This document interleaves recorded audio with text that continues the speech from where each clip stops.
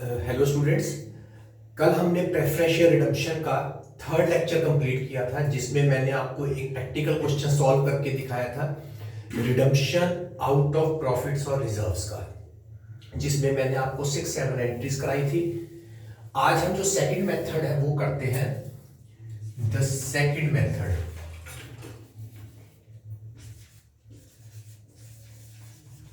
Method of redemption, that is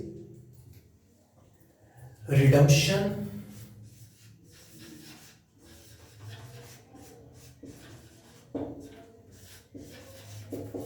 out of the proceeds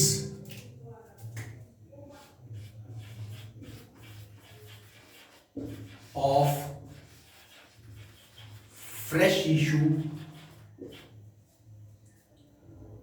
made for the purpose of redemption.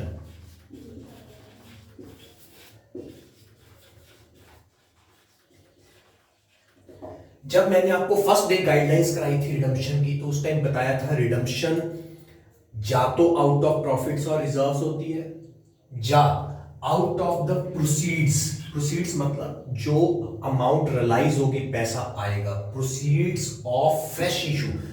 Company कई बार क्या करती है, नई securities, नई इक्विटी शेयर्स इशू करती है या नए डिबेंचर्स इशू करती है। जो वहां से पैसा आता है, उस पैसे से, उस मनी से कंपनी क्या करती है, अपने प्रेफरेंस शेयर्स को रिडीम कर देती है। क्यों कर देती है? क्योंकि उनकी मैच्योरिटी का टाइम पीरियड आ गया। As per the terms and conditions of issue उनको बताया हुआ है कि आपकी रिडम्पशन इस टाइम पर होगी, वो टाइम पीरियड आ गया। अब कंपनी सोच रही है कि पैसा कहां से दिया जाए। कंपनी अपने प्रॉफिट्स और रिजर्व्स को नहीं यूज करना चाहती। जब प्रॉफिट्स और रिजर्व सफिशिएंट नहीं है, तो कंपनी के पास एक ऑप्शन है, कंपनी फ्रेश इशू, नए शेयर्स, नए इक्विटी शेयर्स या कोई नई सिक्योरिटीज इशू करके वहां से जो पैसा आएगा उससे अपने ओल्ड वाले प्रेफरेंस शेयर्स जो ड्यू हो गए रिडम्पशन के लिए, उनको रिडीम कर देगी। सो फर्स्ट केस था रिडम्पशन आउट ऑफ प्रॉफिट्स और रिजर्व्स ओनली। सेकंड केस हम कर रहे हैं redemption out of the proceeds मतलब पैसा, of the fresh issue made for, specifically ये जो फ्रेश इशू किया है, this is not for expansion और diversification of the business, it is for the purpose of redemption, right. और number of fresh shares या securities is given. Question में आपको बताया है कि कंपनी ने इतनी फ्रेश सिक्योरिटीज इशू करके और उससे रिडम्पशन का प्रोसेस कंप्लीट कर लिया। अब हमने कोई भी प्रॉफिट्स और रिजर्व्स को यूज नहीं किया। प्लीज ध्यान से, redemption out of the proceeds of fresh issue made for the purpose of redemption. Number of fresh issue मतलब शेयर्स और securities is given in the question. या हम we do not use the profits और the reserves. Case clear हो गया। इसकी journal entries करते हैं। हमने जो फर्स्ट जर्नल एंट्री की थी वो की थी पार्टली पेड शेयर्स को पहले फुली पेड बनाया था, यहां भी वही करेंगे। What are the journal entries? एक दो एंट्रीज में फर्क है। First, partly paid preference shares be made fully paid। वहां जो हमने कल केस किया था उसमें भी फर्स्ट एंट्री सेम थी। कैसे करते हैं? इसके लिए हमें दो एंट्रीज पास करनी पड़ती हैं। A, preference share final call account debited to preference share capital, B entry bank account debited to preference share final call. ये हो गए हमारे preference share fully paid. Now we can start the process of redemption. Second, sale of any surplus asset for improving the liquidity for redemption। कई बार मैंने आपको जो last case कराया था उसमें बताया था, कंपनी कई बार कोई सरप्लस एसेट पड़ा है, कोई इन्वेस्टमेंट पड़ी है, कोई फिक्स एसेट पड़ा है, उसको सेल कर देती है जिसकी रिक्वायरमेंट नहीं है, और उससे जो पैसा आता है वो रिडम्पशन के प्रोसेस को कंप्लीट करने में हेल्पफुल होता है। तो क्या एंट्री करते हैं जब हम कोई एसेट सेल करते हैं? What is the general entry? Bank account debited, यहां सेल वैल्यू आ जाएगा। अगर लॉस हो गया सेल करने पर, statement of P and L account debited, loss if any, to जो एसेट बेचा उसकी बुक वैल्यू, और अगर बेचने पर प्रॉफिट हो गया तो statement of profit and loss, profit if any. ये मेरी जनरल एंट्री होती है सेल करने की किसी भी सरप्लस एसेट की, जो कि आपको क्वेश्चन में स्पेसिफाई किया होगा। Bank account debited sale value, statement of P and L जिसे हम सरप्लस भी बोलते हैं, लॉस, टू एसेट इसकी book value, to statement of P and L profit, इसे हम सरप्लस भी बोलते हैं। कंफ्यूज नहीं होना, statement of P and L is also known as surplus account. Next entry ये भी सेम थी, यहां तक अभी तक हमारा कोई डिफरेंस नहीं हुआ है। नाउ द थर्ड एंट्री,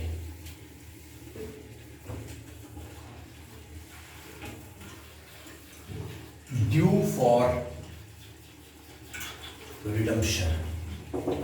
अब हम प्रेफरेंस शेयर्स को ड्यू करते हैं रिडम्पशन के लिए। क्या एंट्री करते हैं? Preference share capital account debited. अगर प्रीमियम है रिडम्पशन पर, अगर नहीं है तो simple preference share capital to preference share holders, premium on redemption account debited, इसका शॉर्ट नेम हम पीओआर यूज करेंगे, to preference share holders. Fourth, payment कर दो, preference share holders account debited to bank. ये भी डिफरेंस नहीं है, ये भी हमने जैसे प्रॉफिट और रिजर्व से रिडम्पशन की थी, यहां भी वही है।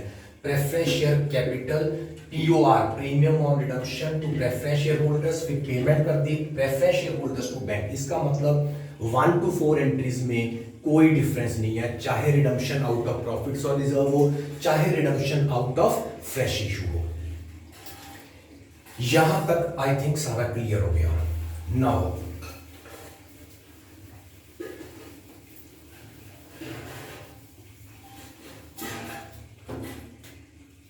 फिफ्थ एंट्री, हमने इसके बाद सीआरआर बनाया था सीआरआर, क्योंकि रिडम्पशन जब भी आउट ऑफ प्रॉफिट्स और रिजर्व हो, हमें कैपिटल रिडम्पशन रिजर्व बनाना ही पड़ता है as per the requirements of Companies Act 2013। यहां no CRR.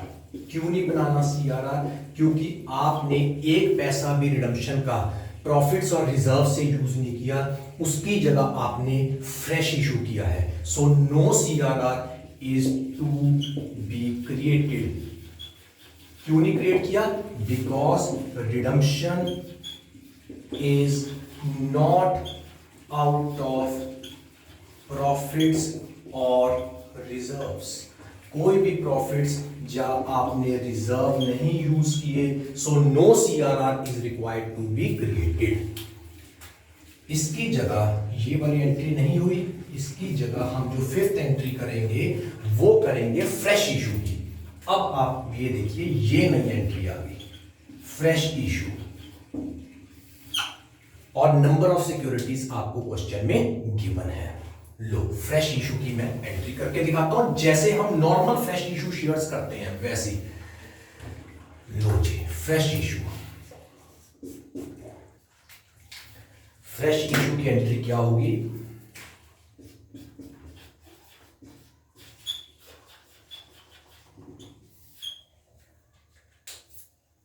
Bank account debited,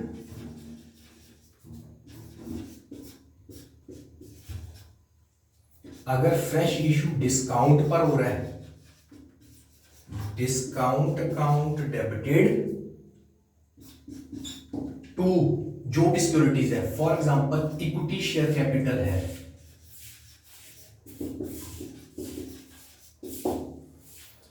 या कोई और सिक्योरिटी है, डिबेंचर वगैरह,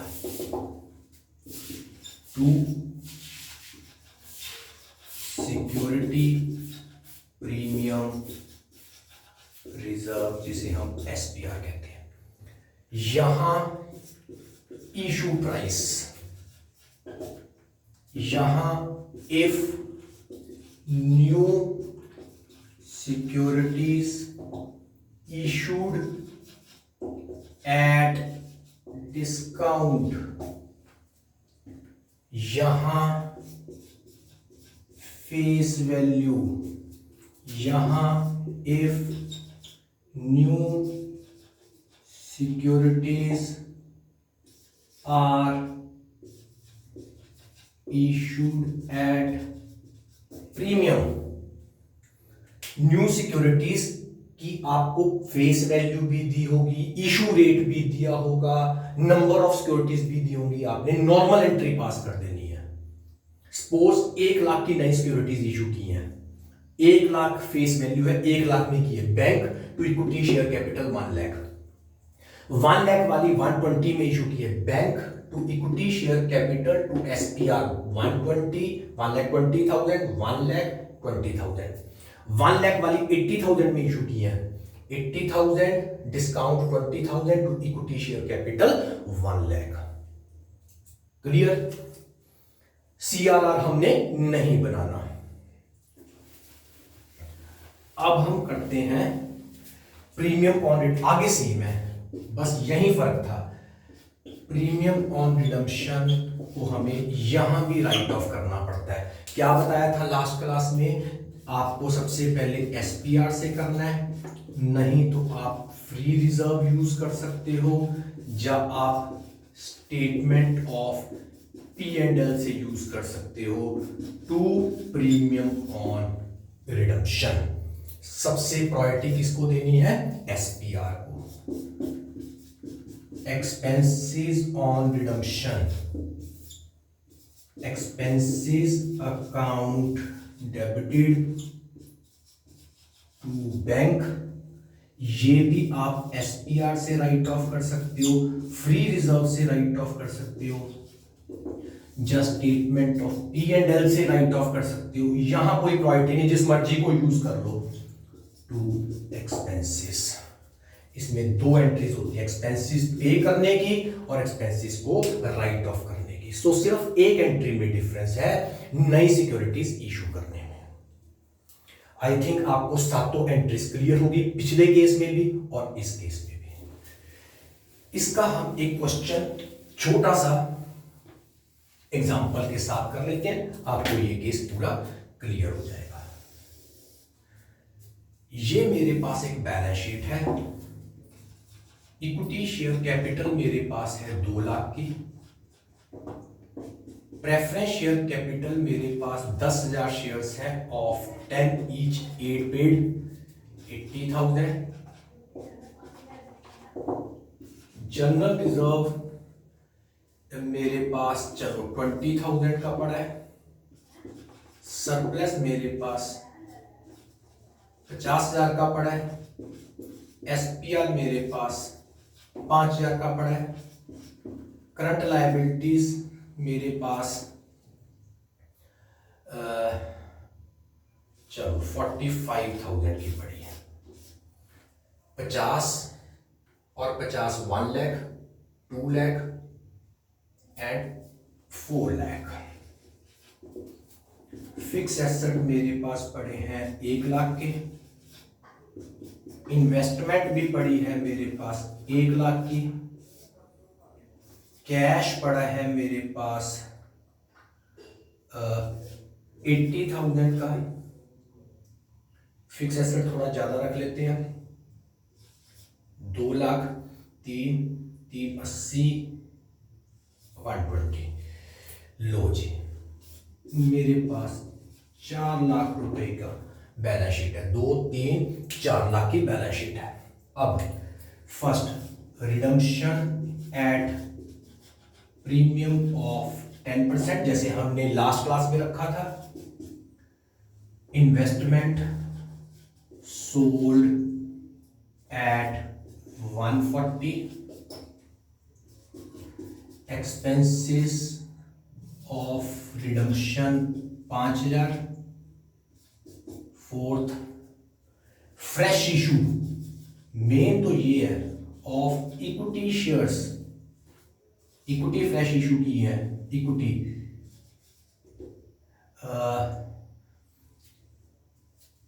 1 lakh shares, 10,000 shares at 12, face value 10।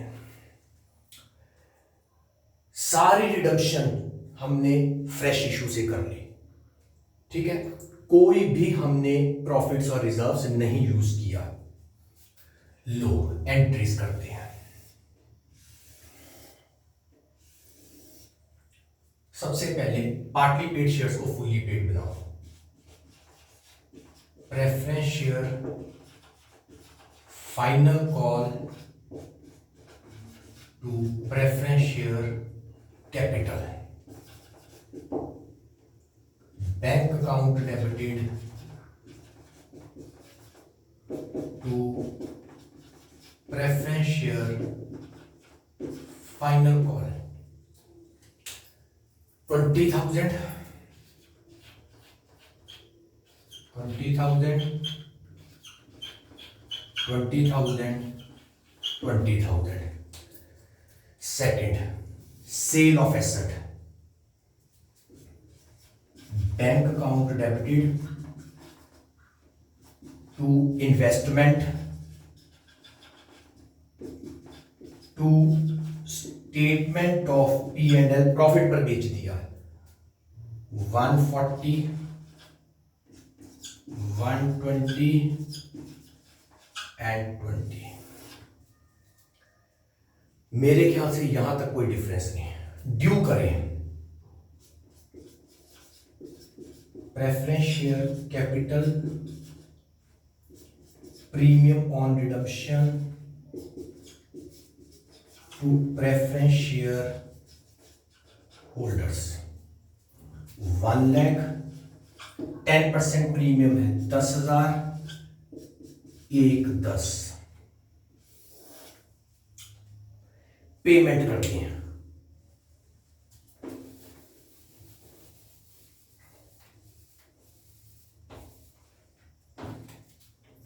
Bank account debited to sorry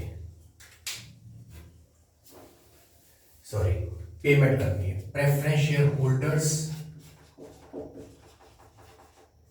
account debited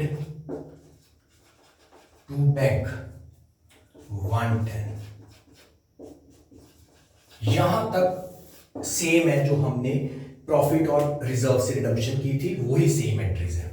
अब हम फ्रेश इशू करते हैं। आपको नंबर ऑफ शेयर 10,000 दिए हैं और ये भी कहा है 10 रुपीज का शेयर 12 रुपीज प्रीमियम पर इशू है। तो new securities, new equity share entry करते हैं। बैंक अकाउंट डेबिटेड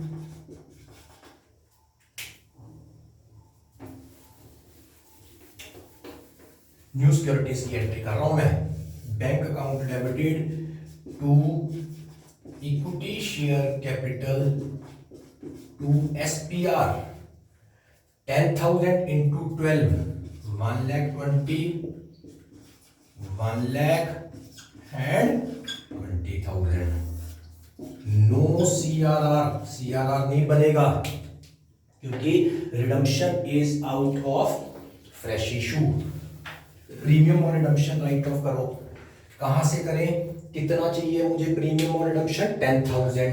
हमने शेयर होल्डर्स को 10,000 प्रीमियम और रिडम्पशन था। मेरे पास SPR 5,000 ये पड़ा है, 20 ये भी आ गया था, 25,000 है। मैं सारा कर सकता हूं SPR से। Account debited to premium on redemption 10,000 मैंने राइट ऑफ कर दिया। लास्ट एंट्री एक्सपेंसेस पे करो, expenses account debited to bank 5,000 pay कर दिए।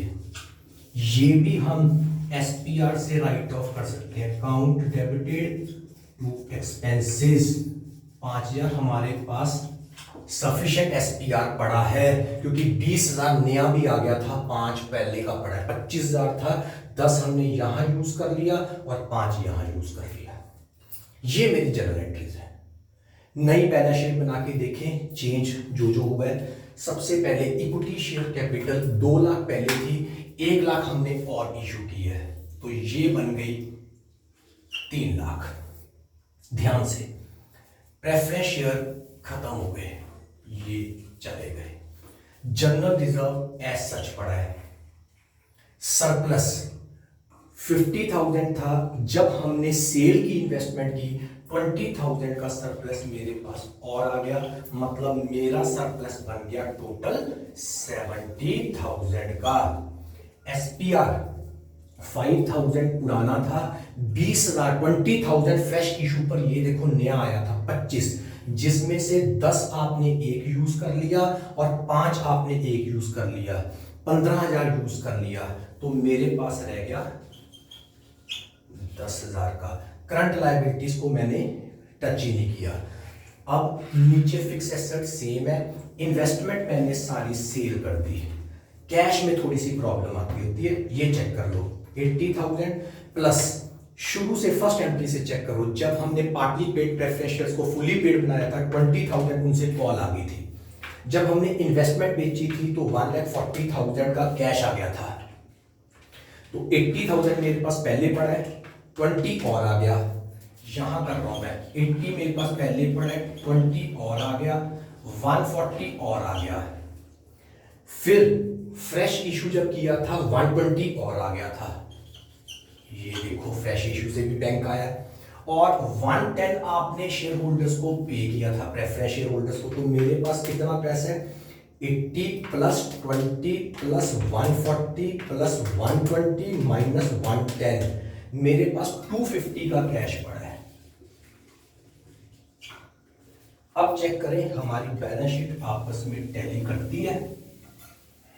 एक मिनट, एक्सपेंसेस भी पे किए थे 5,000 के, माइनस 5,000 के एक्सपेंसेस भी पे किए थे, माइनस 5,000 245, ये ध्यान रखना है कोई भी एंट्री छूटे ना। ये हो गया मेरा 445। ऊपर चेक करें 445 आ रहा है, 3 lakh plus 20,000 plus 70,000 plus 10,000 plus 45,000, बिल्कुल एग्जैक्ट 445,000। सो स्टूडेंट्स, रिडम्पशन बड़ा क्लियर है, बस आपने एंट्रीज करके जहां जहां जो चेंजेस हो रही हैं वो चेंजेस करनी है। थोड़ा कैश का ध्यान रखना है और रिजर्व्स का और प्रेफरेंशियल का ध्यान रखना है, बाकी बैलेंस शीट वैसे ही रहती है। 80,000 ओल्ड कैश पड़ा था, 20,000 का फाइनल कॉल रिसीव की थी फर्स्ट एंट्री में, 140 की इन्वेस्टमेंट बेची थी, 120 फ्रेश इशू से आया था, 110 हमने प्रेफरेंस शेयर होल्डर्स को पे किया था और 5,000 हमने एक्सपेंसेस पे किए थे। नेक्स्ट क्लास में मैं थर्ड मेथड कराऊंगा। Thank you students, have a nice day.